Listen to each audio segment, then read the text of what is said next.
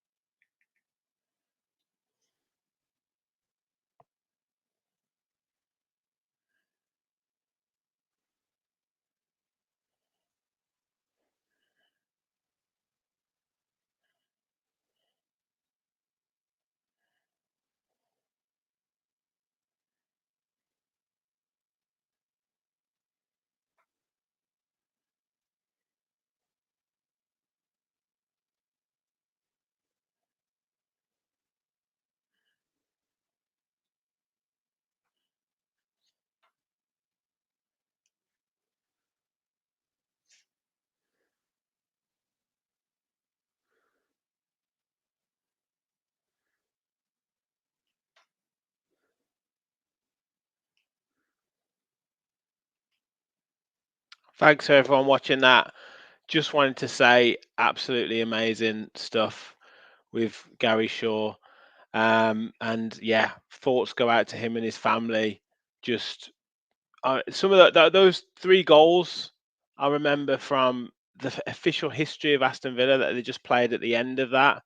Um, I do remember that, and what a fantastic goal that was with the in the European Cup run, Kev, and just such a good player. I mean, I know we he's be fit before our time, and you see, I've gone back to watching footage of Gordon Cowans, and people kind of say how good he was as a player, and people think these players now are kind of a kind of new generation and are completely different to players of the past, but there's so many similarities with certain players, and you look at that speed that Gary Shaw had there, you look at the skill, you look at the technique, you look at the touch, and you think like what a special player and you think when they say would players be able to play in today's game. I mean, you look at that touch and technique, particularly on pitches like that.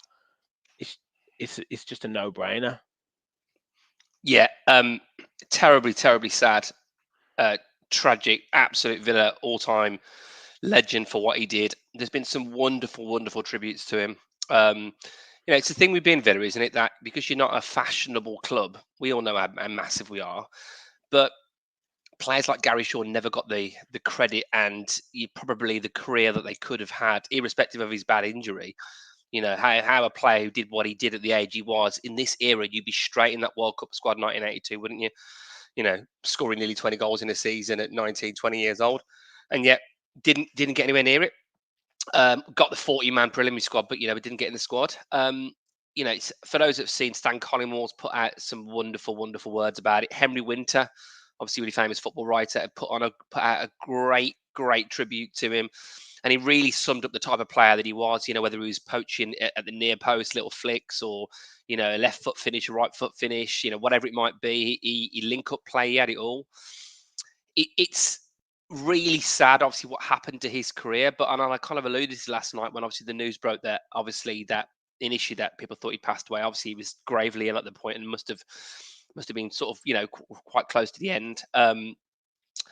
But I'm just so thankful that the last time I saw him down the Villa, I just thought I'm going to go and speak to him. These little sort of sliding doors moments. I don't always be ruin it if I hadn't. And he was telling me about his injury and what happened, but such an affable guy, great with my kids, great with any kids I saw around. Like was a real life and soul of the party. Spoke so great about the Villa, so fondly about his time there, and it must have been hell for him after the heights of getting champions of England, champions of Europe, to get an injury a year later and then to be at the club for 5 more years and be a bit part play. He must have really, really rued that whilst watching the club decline. He must have gone through some tough times, but no one can ever take away, that league championship when only a few years before we were, a division below. And no one can take away the best night in our history, of which he played a huge, huge part in. And it's interesting, isn't it? And it's bittersweet that we are on the night before a Champions League return, and he sadly passes a couple of days, pretty much before that, and he was in the team in the last game we played in that second leg against Juventus in 1983, wasn't it? Juventus Villa. He was in the team. Cameron was in the team. With Spink, Colin Gibson. It's sad because Colin Gibson, I think, has got a couple of health issues now. Cameron's obviously is quite well known. It's just really, really sad to think what's happened to particularly players of that era and probably the ball they were playing with.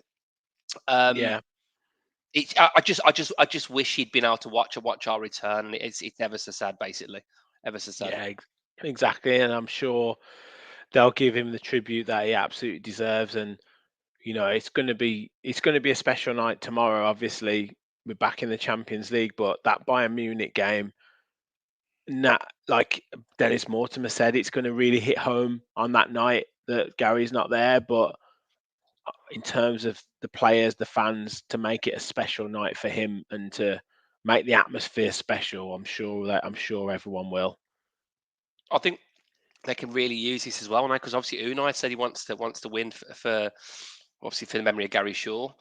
Um, we've got. Do you know what I really, really want? Right, I want this era of Villa fans to experience, and we didn't experience it even though we were just about alive, to experience these kind of heights. And we've got a chance with this manager, even though the FFP, the PSR, SCRs of the world, even with the 115 charges at Man City, even with the cartel of the Big Six, in inverted commas.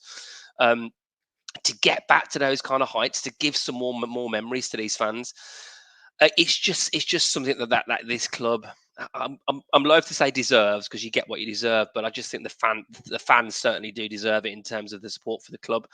And if we Mm. can harness some of the memories from 1982. You've mentioned Cowans. I was lucky enough to see Sid Cowans play a few times. My first ever Villa game, 1990, Port Vale, FA Cup, fourth round. We won 6-0. I thought it was going to be like that every week. It wasn't, certainly, but an unbelievable player, majestic player, and to think it was only a few years before that we won the European Cup. Well, we can start another run now, can't we? We've got a Exactly. game against a team that we're probably fancied to win. With their, obviously, we'll go into their record this season. But if there's ever more motivation you need than the passing of one of your great players to motivate the fans, motivate the players, now is the time for Aston Villa to really get themselves back in the big time. Exactly.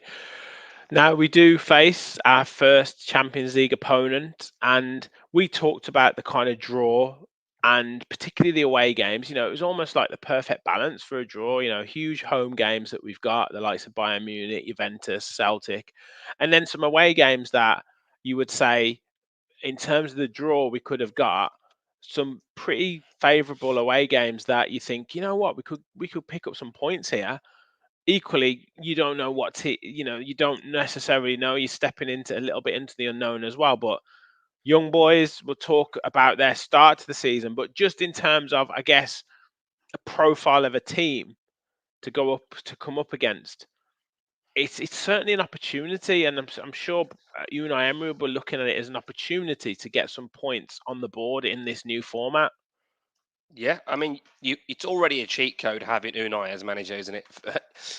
He could be managing, Halesall in Town or Bromsgrove Sporting, and he'd probably get him to at least the knockout stages of the Champions League, because he just knows what he's doing. Um, But look, we've said this a few times. It would be amazing, wouldn't it, for the aura and the prestige of the night, if all 8 of your ties were Barcelona, Real Madrid, Atletico, Inter Milan, AC Milan, Bayern Munich. If you were playing those type of teams, but of course you're probably not going to get through. I think we've got the perfect blend of matches, but I just think to start off with a game against a team that you were probably fancied to beat. There will be some challenges, artificial pitch and all that. And as we saw last season in the Conference League, there's never any easy games in No. European football. No easy games in Premier League football. Just ask Liverpool about that last weekend. But I just think you're absolutely right. This is an opportunity. This team in the last couple of years have generally taken opportunities when they've been presented to them. And this is a big, big opportunity. A team that is not in great form. They've got, I think, -7 goal difference after 6 games, three draws, 3 defeats, scored 7, let in 14. For a team that obviously qualified for the Champions League last season, it's really, really poor form to start the season with. Yeah, it's strange. I'll bring up there in there where they are in the table. Obviously, using FotMob here, and they're like you said, they're bottom of the league, 3 draws and 3 defeats, 14 goals conceded from 6 games, and but they beat Galatasaray in in obviously the preliminary round, the qualifying round. So obviously tough place to go, and a great win there. But their league form hasn't transformed into anything special. Now, they've drawn 3 games, and looking at that form over the last 5 games, it's maybe they're warming into the season a little bit, if you want to be kind to them. And I guess a win for them would take them into 8th position. So they're not out of touch, but for a Champions League team, a team that's qualified in those Champions League spots from last season, it's certainly not an ideal start for them. No, it's not. And a good team, like we saw 2-0 down against the Toffees at the weekend, a good team who is a properly good team, shows their ability there, their resilience, their drive, their capability to win the game. A good team goes to a team that haven't won yet this season. As we said, 3 draws, 3 defeats, and goes to Switzerland and wins the game, because that's what good teams do. And I think if we want to finish in that playoff position area, so that's what, 9th to 23rd, 24th, whatever it is, then I still fancy us to get enough points to do it. If we want to finish top 8, which is absolutely possible, then these are the kind of games we've got to be putting to bed. Absolutely, but as Rachel is very keen to point out, we've not been in this level of competition before. Young boys have been there before. We've seen this script so many times. I mean, last season we were saying, no, we're playing Levski. So who is it? Legia Warsaw, sorry, in the Conference League, Mm. and we should be going there and winning. It's going to be a difficult arena, but we've got better players and all that kind of stuff. And you just don't want it to be that damp squib, or that kind of after the Lord Mayor's show, with all this fanfare. So what do you think the experience of last season will stand the players in good stead for kind of not necessarily panicking or getting nervous, or fluffing their lines, so to speak? Yeah, I think it will. I think it's almost the perfect audition for this, because look, probably no one expected a Villa to go from languishing at the bottom of the league, best league finisher, what was it, 11th in our return.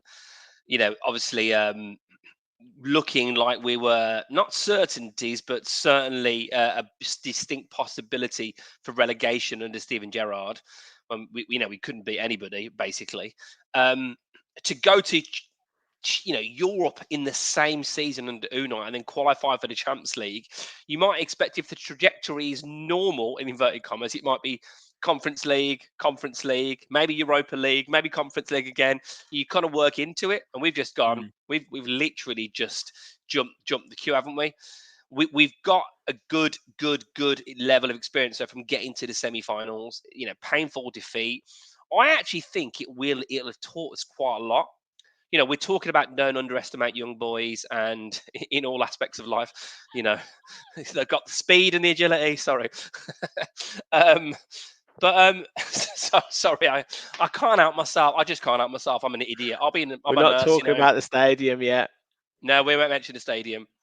But look at last season, right? Was it Mucci who played for? Was it Ajax? He played for, and then there was the guy Pavlidis. Was it from Alkmaar? Yeah, Obviously, we know all about Al Karbi from yeah. Olympiacos. There was the ones actually that were fancied, like Jonathan David, didn't do a fat lot. The Well, ones that we these played. have got a striker called Cedric Itten. Yeah, watch him who's get 17 goals tomorrow. he's got 41 goals in 88 games for young boys. Played at Rangers as well. Didn't have a great time at Rangers, but he has 1 goal so far in the league in six games. But yeah, it looks like he's their main striker. So obviously, goal every other game for young boys at the moment. It's be interesting to see how what he's like and how he plays. Yeah, but I think my point is about all those teams last season. We realised that there's some absolute talent out there, and I Yes, don't think they'll yes. be taking anything for granted now. So you know, you could almost imagine if it had been if we'd qualified for the Champions League for the first time of Europe as a return, basically. If I can't really speak very well at the moment, right? If our first return to Europe had been Champions League, we probably would have gone young boys, whatever. You know, clearly they're professionals and they'll take it seriously, but we had a painful defeat over 2 legs to Olympiacos. We were very highly fancied. I think once you got past Lille in that penalty shootout when we looked like we were going out until Kashi smashed one in, I really thought that our name was on the trophy. The teams that were left in, our Villa will be good enough. And we didn't just get beaten, we got pretty heavily beaten, didn't we? So it's 6-2 Hmm. over 2 legs. Mm. From a player, from a striker, El Karbi, if you look to this Wikipedia page, you're like, well, he's not going to be any danger to us. So I just think that we will be really, really ready for it. The pitch is an interesting one. Um, I'm sure like you, but I've played on plastic pitches for most of my life, particularly in the last sort of 10, 15 years. I played the odd 11-a-side grass game, but generally it's a plastic pitch or a hockey pitch or 3G, 4G, whatever, 5G. You don't see that many knee injuries. I wonder if it's a bit of a myth. I don't see that many knee injuries. I know it's not the same level of intensity for anyone I think jumping, people. but I think when we talk plastic pitch, we get visions of Luton Town in the early Boundary, '90s, Boundary late Park, '80s, early '90s, Boundary Park. Oldham, We get Oldham, yeah, Luton, yeah, yeah. yeah. We Kenilworth, get Kenilworth Road.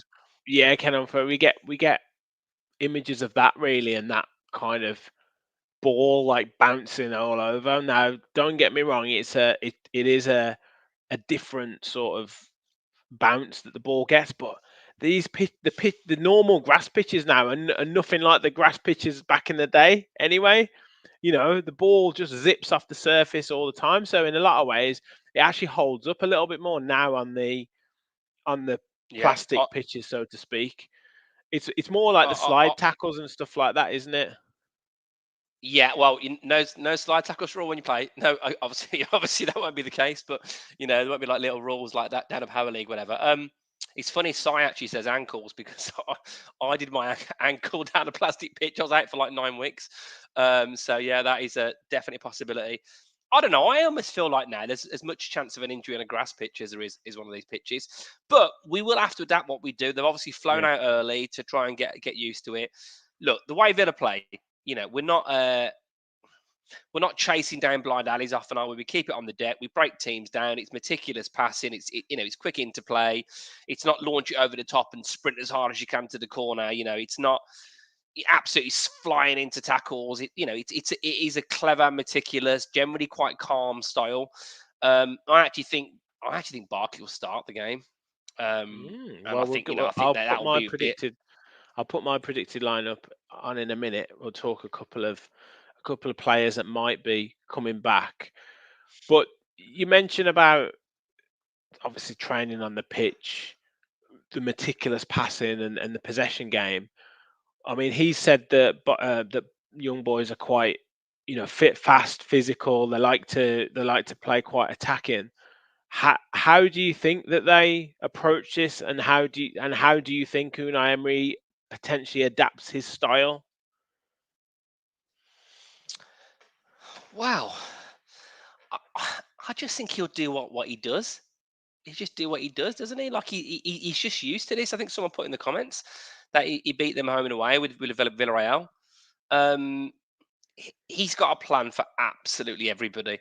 So I actually think that it will be business as usual for us. He'll obviously want to retain possession because that's obviously a hallmark of what we generally do now, being a better team.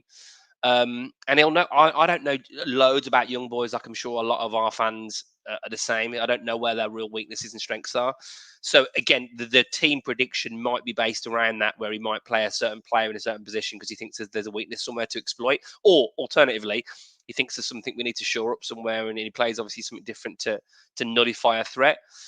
But I can't really see anything different. If you look at our away performances last season, there was a real mixed bag, wasn't there? Mm. Because Hmm. we had a real awakening at Legia Warsaw, and then we had a fantastic win at Alkmaar.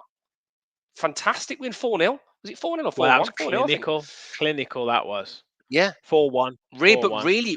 really confident performance. And then we had a battling 0-0 draw against Ajax, but I thought we looked decent in that game. I thought we were good. Lille, we got absolutely battered, and we luckily got a goal at the end. So it was a bit of a mixed bag. Obviously, Burnley, and we had quite a handy victory. I don't know. I mean, it depends what to expect. From their team, you'd expect them to go at us under under their own fans, and I think we're probably going to have to soak up a bit of pressure for the first 15 to 20 minutes. But it used to be a big hallmark of Villa teams under Unai to get an early goal. It would be great to do that, get an early goal, using one of our famous set pieces, and to try and quieten the crowd, and then hopefully take control of it. Yeah, possibly. Now, Unai's talked about the injury situation and players, and one player who I was very surprised to see boarding the plane and is going to be taking part in training is Leon Bailey. Now, that's really positive news. What are your thoughts on Leon Bailey coming back in? I would be surprised to see him, because if he wasn't even in the squad, then I would have thought. And you think with our squad now, we've got enough to, I'm not going to be disrespectful, but we've got enough to cope with this game, I think, and to get the result that we need to get. If you're going to have a scenario when you've got a bigger squad, you've got to be able to use him in a situation. You shouldn't be rushing Leon Bailey back, particularly when he's had the injury record he's had over the few years at Villa. He has been fragile at times, and when he's on form and absolutely fit, he is unbelievable, up there with the best wingers in the league. Best wingers in Europe, you've got to say, in his performances over the last year. But I think we need to see how he is, basically. Samina, absolutely, Sam. Yeah. Michelle said she didn't Yeah, see I mean, Duran board the plane. Was he there? he's probably I just going don't to know. jump, isn't he? He's probably going to jump Yeah, there, or he swim he's probably swim already there. there. He ran on to get to the back of the plane because that's where all the naughty ones sit. Yeah, that's exactly what happened. Yeah. Or he's probably he's a bit of a character, and he's probably got on a different flight with a Hindu or something. He's giving him a bit of chat at the back of the plane. He's like, Unai's like, let him get on with it, do what he wants, flexing his biceps at the back of the plane. No, I'm sure he's there somewhere. I hope he is, because he's gone from being persona non grata to an absolute number one choice for us in terms of you looking to change it from the bench. And I actually do also think he'll start as well. I haven't set you my team, have I? I should have set you my team. You I'll have haven't? to Well, just I'm give you going to my put opinion on yours. my team on. Yours sounds very, very much more. What's the word? Much more Different. adventurous than mine. So yeah, Okay. different. But I was trying to think of a better word. Much more adventurous. Yeah. Basically, I've gone for Martinez in goal, Nedeljkovic at right back. So I think he would be good to kind of push forward, particularly on an artificial pitch. Konsa, Torres, Luka Dean, Onana, Tielemans, Leon Bailey, because I think he's talked him up, and then McGinn, Rogers, and Watkins. I think for the first Champions League game, I think he'll go with what would be classed as like the number one side at the moment. And we have a guest. Yeah. Hello, Sam. Hello, boys. Hello, Sam. How are we doing? We're very well. Good. We're very well, mate. I was watching and I thought there's not sufficient excitement on this pod considering what's happening tomorrow. I feel like the conversation is too somber. It's too structured. No one's lost their head yet. No one's talking about winning the whole thing. No one's talking about Real Madrid in the final. Early doors. I was talking about where's the Super Cup final in the last pod next season. Yeah, so I'm already smoking some. We walk young boys. We walk Bayern, walk Juve, and Celtic and Leipzig, and then that's it. We're done. Top of the league. Win straight into the last 16. Yeah, win all of them. Gabby. Have you seen that clip of Gabby going round? I heard where we don't lose a single game. We don't lose a single game in the group in this league stage. It's like I love it. Come I love it, come mate. I back love it. at 9 o'clock tomorrow when we lost 3-0 to Young Boys away, and I'm sat Yeah, there. I know. Yeah. Yeah, I'm looking forward to that. I'm looking forward to that match reaction. Oh, But mate. Kev, Sam, what are your thoughts on the team, on that team prediction? You've already said, Kev, that you would play Barkley, maybe Duran in there as well. What's your thoughts? We don't know how Onana obviously is after his injury to come off. I would probably play Barkley because I just think he's a calm presence, isn't he? I'd probably put Barkley in for Onana. And I'd maybe play, I kind of feel like Duran deserves a start. And I know what you mean, is you like to play our first 11, but I wonder whether maybe if Bailey's out, maybe he plays almost like a front two, maybe Watkins and Duran. And then he's got, the other four obviously that you've got there behind, but maybe Barkley for an on. I mean, the thing is, we've got multiple options, so anything's possible. I would be surprised to see Bailey because he's obviously not featured at all. Wasn't even in the squad in the last game. And it's probably a long shot based on Watkins scoring a couple of goals for Durant to start. But I don't know. I feel like maybe he might sort of rest Watkins up a little bit. Maybe, I don't know.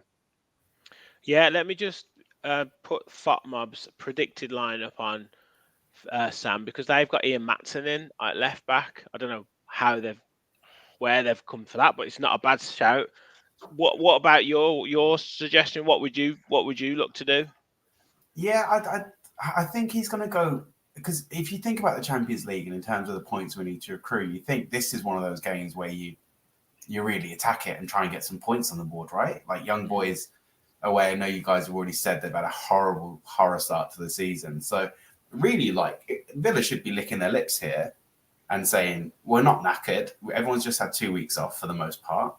And Young Boys are a team that we can really get at. I don't think it's any point that he won't be playing what he feels is his best team, which is why, despite what I'd really love to happen, which is Duran starting tomorrow, because I feel like he's earned it, I don't think he drops Watkins. I think he goes big. For some reason, and I don't know if you boys have discussed this over the last couple of pods, but he doesn't seem to trust Nedeljkovic, does he? Mm-mm. I don't. And the thing is, Bogard had an absolute horror show against Everton. He was getting bullied out there. He was being targeted. And I felt bad for him because he wasn't terrible, but they just kept going after him specifically. And Calvert-Lewin gave him a really tough time. So I would love to see Nedeljkovic there. But do you boys have any insight on that as to why Nedeljkovic isn't playing? Anyone heard any rumors?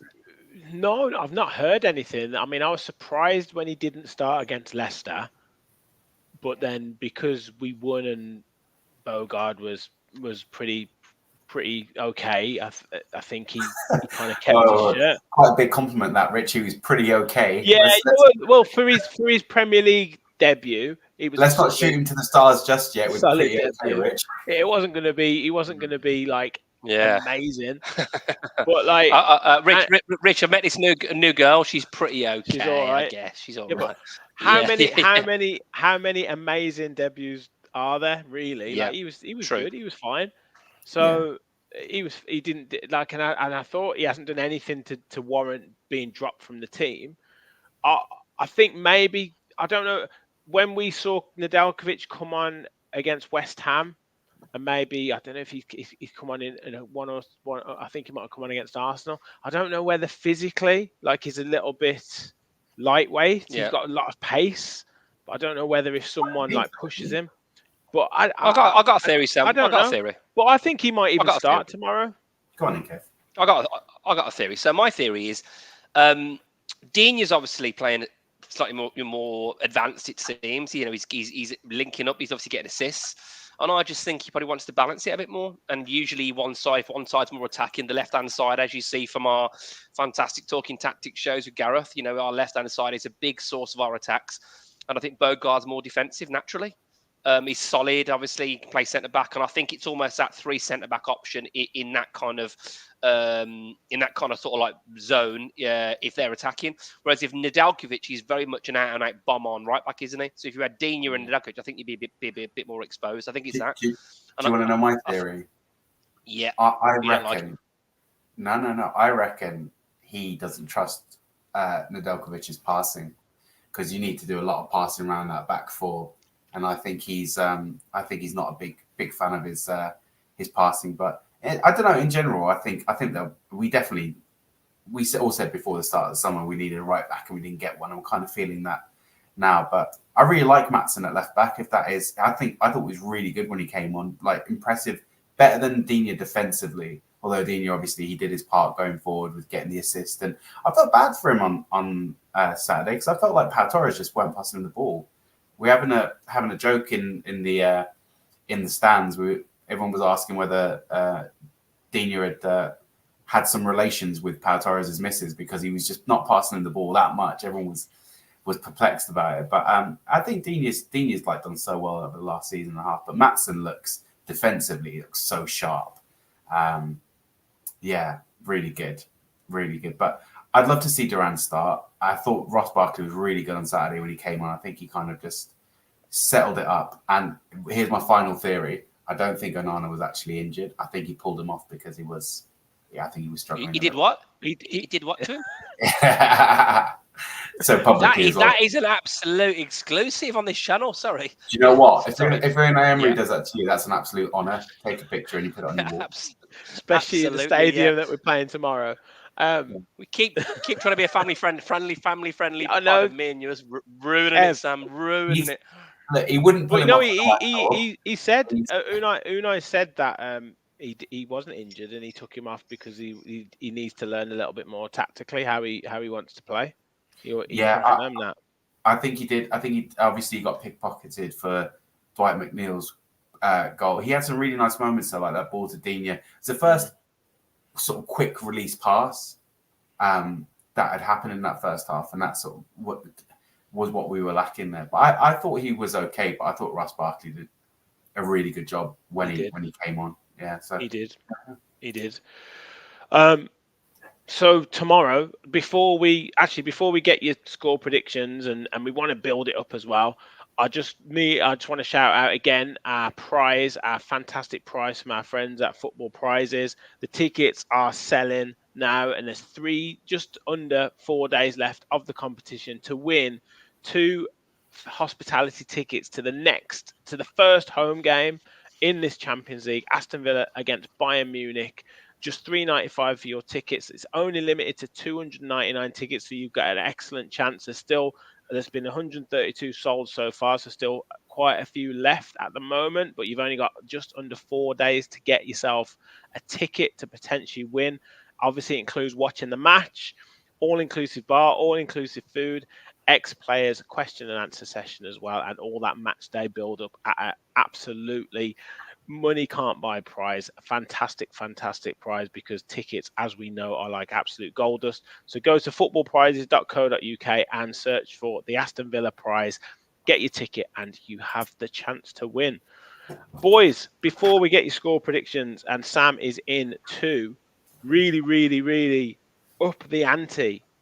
This is Champions League football at Aston Villa. I mean, I know we've talked about it when we sealed Champions League football. I know we've built it up, looking forward to the season.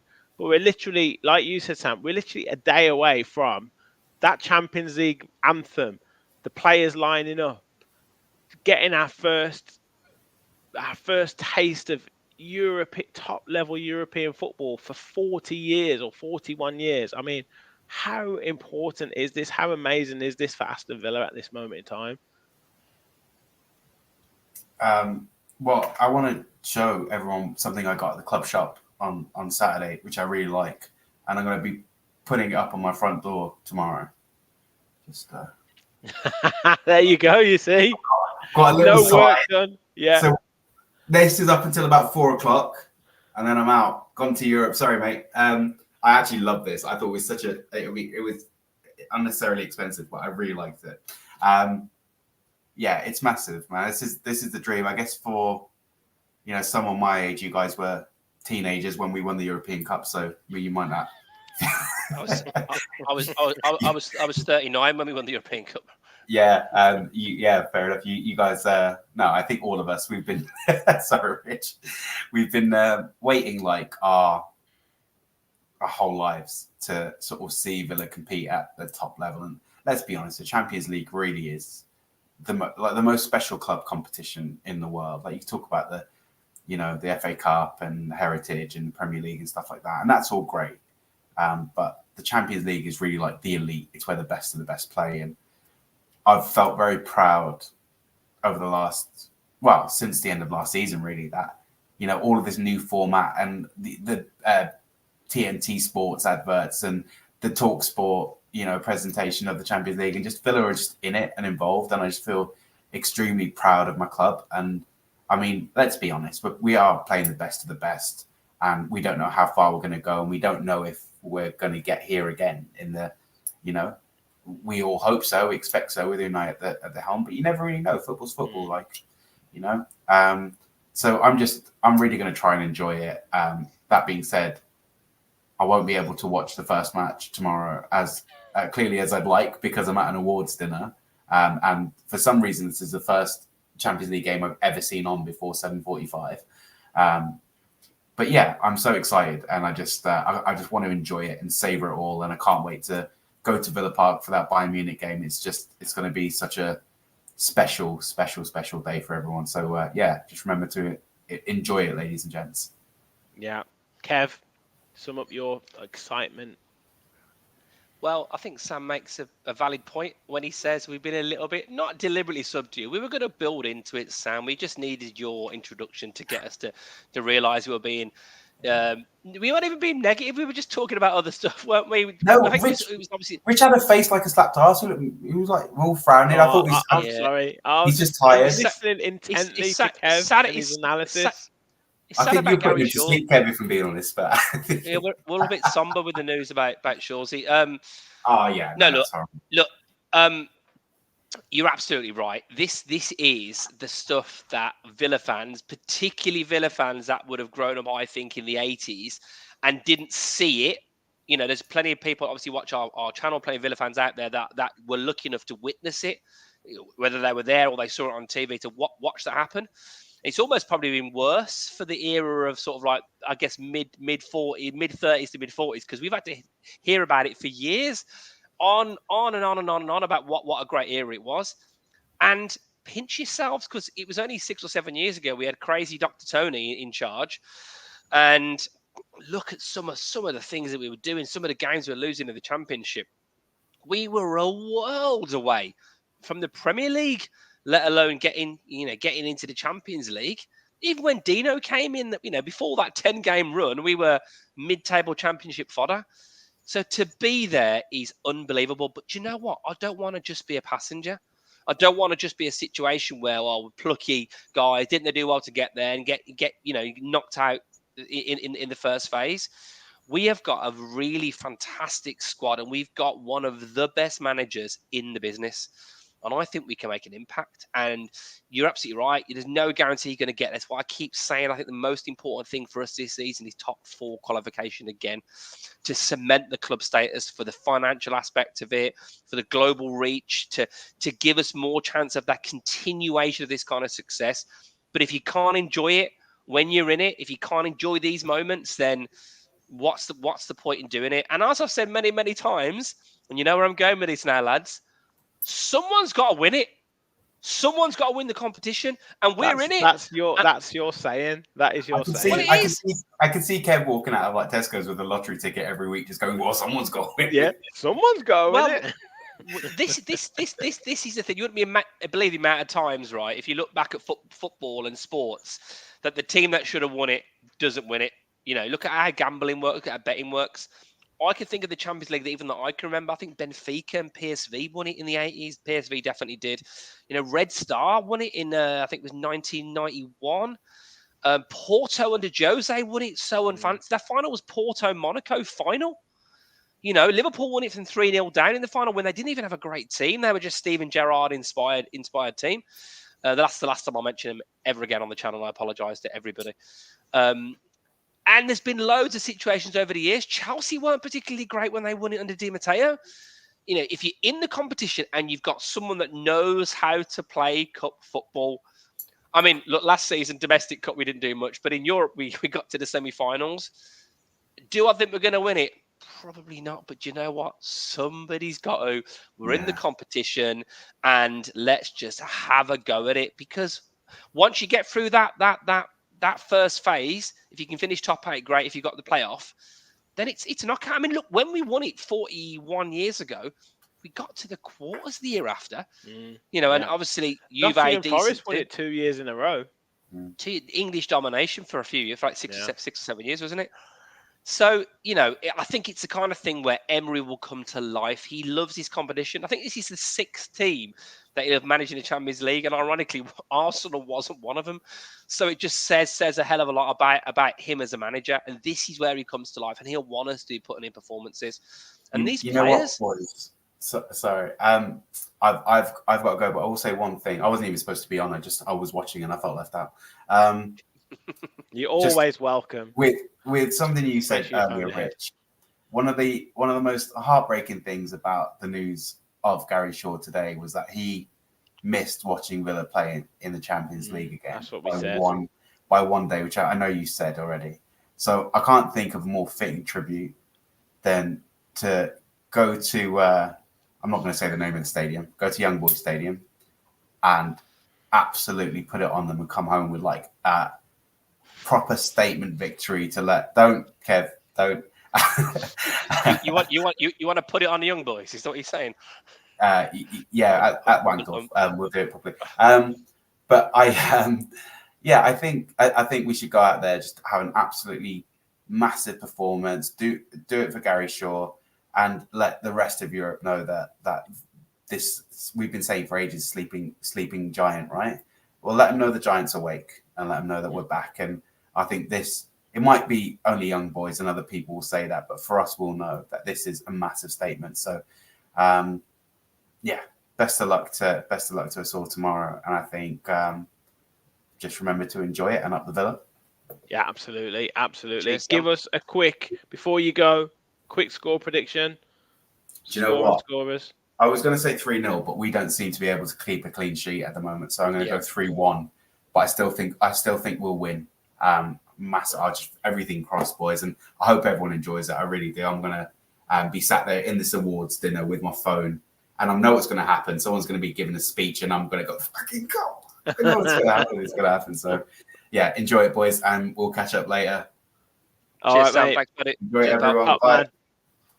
You know what's interesting about what Sam says there is that obviously we talk a lot about liking the fact we go under the radar.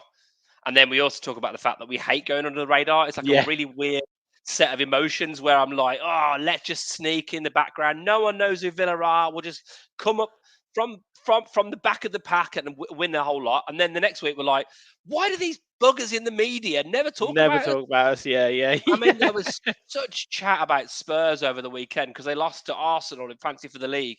When will they win a trophy? Will they win a trophy next? It's like, do they talk this about Villa? No, they don't. It's over and over again. But if you want an opportunity to stick 2 fingers up at them, then go to the Young Boys Stadium in Europe and put in a comprehensive performance. And it's a big opportunity, isn't it? So, yeah. And I think his prediction's a pretty good prediction actually, because we seem to always let goals in. Yeah. Well, look, I'll trouble you for yours in a second, Kev. But Peter is very confident, says Young Boys 0, Villa 2. PJJ says 3-1 Villa as well. Rachel's saying 2-1 Villa.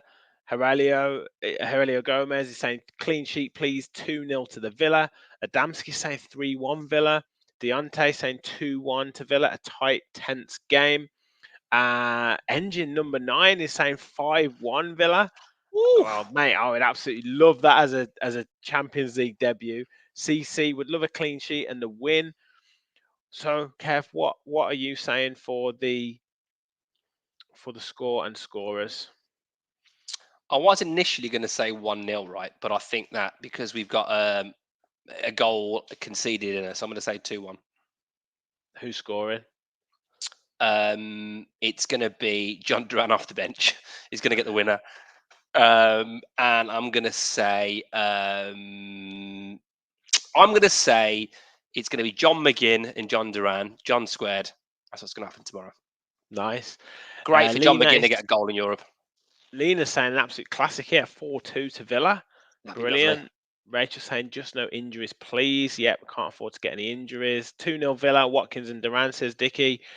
I think Morgan Rogers is going to score, and I think we win 2-1, and that's Rogers. And I think Watkins will get a debut Champions League goal as well. I think we'll go 2-0 up. They will score in the second half, make it a bit tense, but we will see it out and get the victory, and put us up that league ladder or whatever they call it, and be a nice solid start for us. And I think someone asked the question, I think it might have been Alan asked the question about kind of how many points would be enough to kind of get through. He's thinking between 9 and 10 points will guarantee the top 20. 12 points guarantee the top 16. So what would that be? So that's what, 3 wins, 4 wins and a couple of draws there. No, Well, we're, re- we're, re- 4 wins, wouldn't it? 4 wins we're out of really 8. Yeah, we're really thinking top 8 as an ideal, obviously, scenario. I don't know how it works, but I imagine if you finish in the bottom half of that middle tier, then you'll have a worse draw. I imagine you probably is seeded, so I would have thought. Mm-hmm. I don't know for certain. Maybe someone actually knows this. I feel like we should probably know this, but I imagine if you finish 9th to whatever it is, 7th, 16th, or whatever. Yeah. Yeah. Do you get a better draw? Do you then are you seeded against the next lot? So I think all the points matter, but I reckon if you can get 13 to 15 points might give you a chance to get you into the top 8. I think, if you had a situation where you had maybe 4 wins and a couple of draws, or 4 wins, 2 draws, 2 defeats, maybe something like that might be enough to get you in there. Yeah.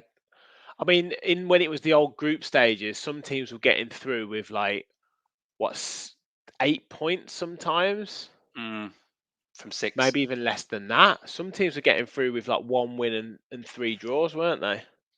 Yeah, So, yeah. I guess it is. I guess you never know. Maybe it's 10. Yeah, you never know. But I don't know. You look at the games. There's no gimmies. But if you could set it up in any way, you would definitely ask for Celtic, Juve, and Bayern at home. yeah, and I guess the last 3-4 games, what have we got? Celtic at home, Leipzig away, Bologna home, Monaco away. Is that the last 4?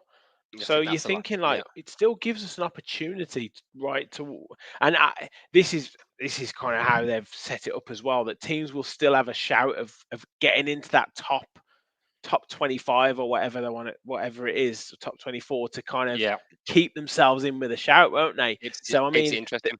they'll be with 4 games to go. The team that's bottom will still be able to get through, even if they win their final 4 games. So it'll go right down to the wire.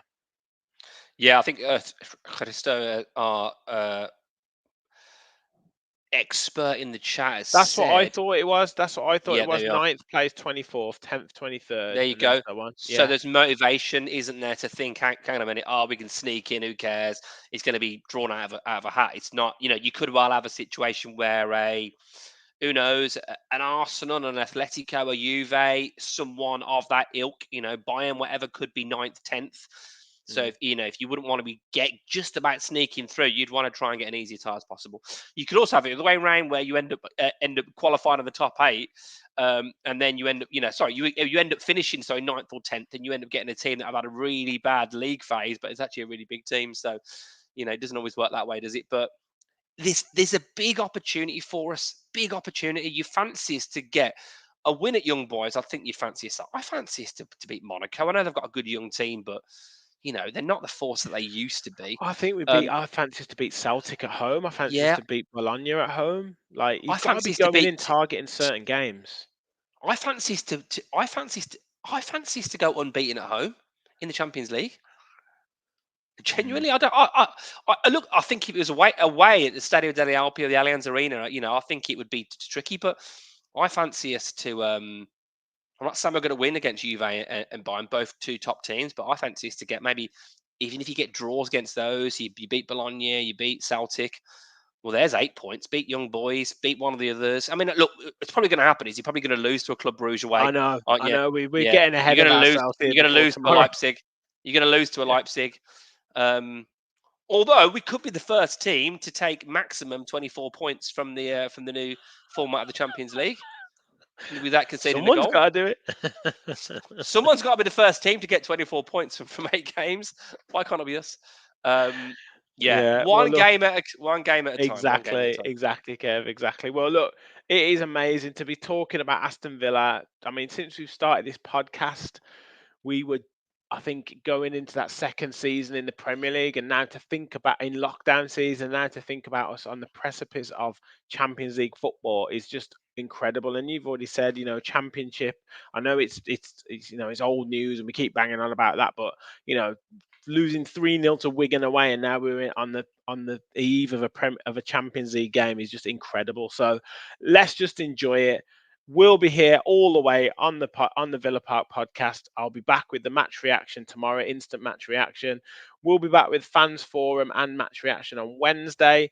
Obviously, then attention turns to the Wolves game and our away end in the away end preview, match preview, and obviously, hopefully, reacting to 3 points. So loads to come on the channel in the coming days.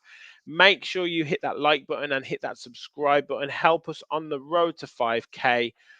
Thanks, Kev, for joining. Thanks, Sam, for joining as well. Thank you all for watching. And as always, remember, we all follow the Villa.